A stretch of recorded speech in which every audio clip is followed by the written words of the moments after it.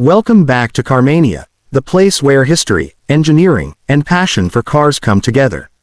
If you love classic legends and modern machines, don't forget to subscribe and hit the bell icon so you never miss our latest car stories. Today, we're diving into one of the most iconic cars of the Soviet Union, the GAZ M1, also known as the Emka.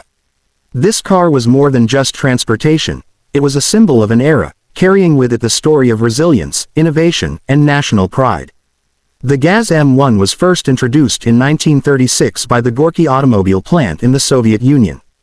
At that time, the USSR was modernizing rapidly, and there was a huge demand for a durable, practical, and reliable car that could serve government officials, the military, and even private citizens. The GAZ M1 quickly became the car of choice, earning its nickname, Emka, from the Russian letter M in its name. The design of the GAZ M1 was actually influenced by the Ford Model B, thanks to a licensing agreement between the Soviet Union and Ford in the early 1930s. While it shared some of the styling cues, Soviet engineers made several modifications to make the car stronger and more suited to the harsh conditions of Russian roads and extreme climates. The result was a rugged, boxy sedan with a simple yet commanding presence. Under the hood, the GAZ M1 came equipped with a 3.3-liter inline-4 engine producing around 50 horsepower. By today's standards, that's modest, but back in the 1930s it was more than enough to power the car at speeds up to 105 kilometers per hour. What made it special was not just the performance, but its toughness. The suspension and chassis were reinforced to handle rough terrain, unpaved roads, and long distances without breaking down. Inside, the GAZ M1 was simple but functional. It had a spacious cabin that could seat up to 5 people, with durable materials that were built to last. Comfort wasn't the top priority, but practicality was. This made it perfect not only for officials and city use, but also for long journeys across the vast Soviet landscape.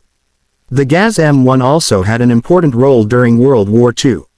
Many units were used by the Red Army as staff cars, ambulances, and transport vehicles. Its durability in tough wartime conditions proved just how reliable the Emka truly was.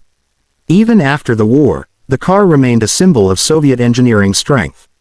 By the time production ended in 1943, over 62,000 units of the GAZ M1 had been built.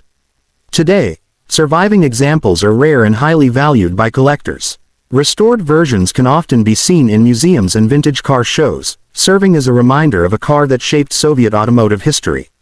The GAZ M1 wasn't luxurious, and it wasn't about speed. It was about strength, resilience, and dependability. A true workhorse that carried the Soviet Union through a crucial period in history.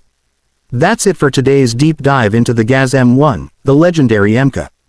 If you enjoyed this journey into classic automotive history, don't forget to like, share, and subscribe to Carmania for more stories about iconic cars from around the world.